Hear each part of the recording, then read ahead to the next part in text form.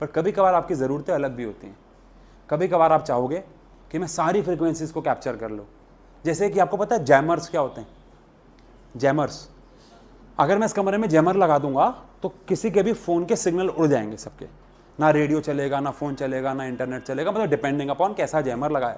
जैसे कभी आप किसी बॉर्डर पे जाओ, जैसे वाघा बॉर्डर गए हो कभी आप, तो कोई गया तो उसको पता होगा वहाँ फ़ोन नहीं चलते हैं, वहाँ जैमर लगे हुए हैं। और वाघा बॉर्डर तो छोड़ो, चांदनी चौक के लहंगों की दुकानों पर जैमर लगे हुए हैं। बड़ी फनी बात बताता हूँ मैं आपको। हम ना किसी शॉपिंग, ऑफिस और शादी की शॉपिंग के लिए गए थे किसी और की, क्योंकि मेरी हो चुकी थी तो मुझे एक्सपीरियंस था। तो हम चांदनी चौक गए थे लहंगे की शॉपिंग के लिए। तो वहाँ पे ना वो फ़ोटो नहीं खींचने देते, लड़कियों को पता होगा शायद, वो लहंगे की क्या नहीं खींचने देते कि भाई यहाँ से जाएगा बनवा लेगा दर्जी से अपने।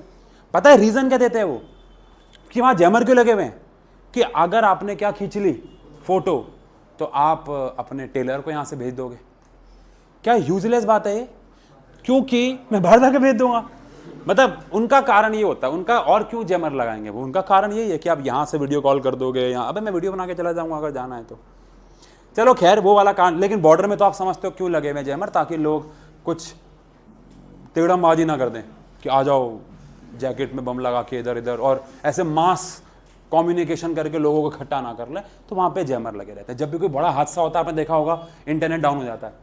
क्यों? क्योंकि वो मास मीडिया ब्लॉक कर देते हैं उस दौरान, कि भैया आप एक मैसेज भेजोगे ग्रुप्स में कि आ जाओ भैया ऐसे बोला जा रहा है, और फिर वो लोग इकट्ठे हो जाएंगे, तो वो उसको अवॉइड करने के लिए। जैमर बहुत अलग चीज़ है, वहाँ पे आप ज़्यादा से ज़्यादा क्या पकड़ना चाहते हो?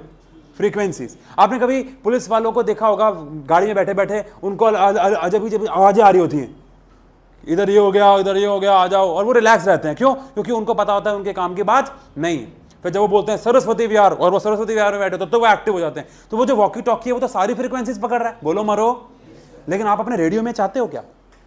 आप मुझे बताओ, आपने एक ऐसा फ्रीक्वेंसी एक्सेप्टिंग सर्किट लगाया है जो 93.5 पे ट्यून करने के बावजूद भी 94 भी पकड़ रहा है और 93 भी पकड़ रहा है। ये एक अच्छा फ्रीक्वेंसी एक्सेप्टर होगा क्या? नहीं, क्योंकि अगर आपने क्या लगाया, 93.5 ट्यून किया और उसने किसको भी पकड़ लिया। अब 93.5 पे अलग गाना चल रहा है, 94 पे अलग गाना चल रहा है, क्या मिस नहीं हो जाए? कैसे आप गाना कैसे समझोगे? आप कहोगे सर दो गाने एक साथ, पागल हो क्या? ये तो यूजलेस बात है। यहां टोने कक्कड़, यहां नया कक्कड़, कक्कड़ कक्कड़ नहीं हो जाएगा सब, क्या समझ में आएगा गाना?